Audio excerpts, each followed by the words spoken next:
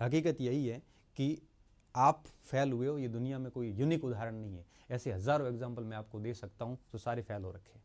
सारे के सारे विद्यार्थी, सारे के सारे टीचर्स फेल हो रखे हैं, जितने भी यूट्यूब पे आते हैं सारे फेल हो रखे हैं। तो आप कोई यूनिक नहीं है। अच्छा, कई बार 3-3 साल की तैयारी के बाद भी फेल हुए, हम खुद हुए हैं। मैं खुद 4-4 साल सिविल सर्विसेज की तैयारी करने के बाद में एक नहीं 3 बार फेल हुआ। तो कौन नहीं हुआ यहाँ पे? लेकिन फेल होने के बाद अगर आपको उभरना नहीं आ रहा है, फेल होने के बाद में अगर आप में इतनी ताकत नहीं है कि आप दूसरे पेपर की तैयारी नहीं कर पा रहे हो, तो आप वैसे कंपटीशन के लायक नहीं है। मैं तो सिर्फ इतना ही कहूँगा।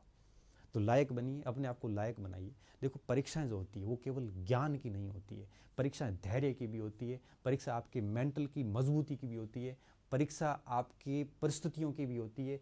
परीक्षाएं आपको एक प्रकार से, हर प्रकार से मजबूत बनाती है। ठीक है, तो आज की इस पूरी वार्ता का निष्कर्ष यही है कि अगर आप असफल हुए हैं तो इस असफलता को स्वीकार कर लो कि मैं वास्तव में हो गया हूँ, और उसको है वो अपनी आगे की तैयारी शुरू कर देनी चाहिए। और दुनिया को कहीं फेल हुआ हूँ, डरने की ज़रूरत नहीं है भाई। अपन ने कोई अपराध नहीं किया है, अपन कोई यहाँ पे अपना जीवन नहीं आ रहे हैं। एक परीक्षा में नंबर कम होना, परीक्षा में नंबर कम होने से आपकी काबिलियत का फर्क नहीं पड़ता है। मैं खुद फेल हुआ हूँ, मैं बता दूं आपको। अच्छा, एक चीज़ मैं और बताना मैं भूल गया, मैं CTET 2011 में फेल हुआ था। CTET 2011 मैंने दी थी और मेरे को वहाँ पे मुझे अच्छे से याद है कि मैं फेल हुआ था।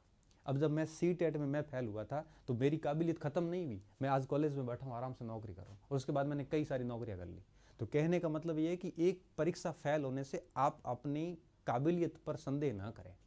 आप जो है अपने आप को और योग्य बनाएं और मेहनत से लग जाइए। कोई कहता सर मेरी उम्र 30 साल हो गई है, कोई कहता सर मेरे घर पे ऐसी स्थिति आएंगी मुझे अब पढ़ने नहीं दे रहे। मुझे पता है सारे कुछ विपरीत हालातों से गुजर रहे हैं, लेकिन उसके बावजूद भी अगर आपको सरकार में आना है तो इन विपरीत हालातों के बाद भी जो अड़ा रहेगा वो ही उसके योग्य है।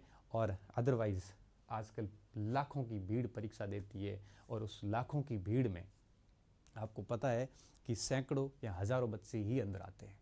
तो सैकड़ों और हज़ारों में आने के लिए हमारे को पूरी ताकत के साथ में वापस लगना पड़ेगा, अन्यथा कुछ भी नहीं होगा। पीछे का 1 महीना ख़राब कर चुके हो और आगे के 1-2 महीने और ख़राब कर लोगे। इससे अच्छा है कि सारी चीज़ें, आज की इस पूरी बात का जो सार है, मैं सिर्फ इतना कहूँगा कि आज एक पेज लीजिए खाली, उसके ऊपर लिखिए कि मैं असफल हो चुका हूँ। माँ सरस्वती अपने ऊपर ऋण कभी नहीं रखती। ये पढ़ा हुआ आपको आगे 2nd ग्रेड में काम आएगा, ये पढ़ा हुआ आपको 1st ग्रेड में काम आएगा, ये पढ़ा हुआ आपको RS में काम आएगा। पढ़ाई खराब नहीं होगी, जो पढ़ा है वो सारा सारा आगे काम आने वाला है। तो आप उस पेज पे लिखिए कि मैं असफलता मैं एक्सेप्ट कर रहा हूँ।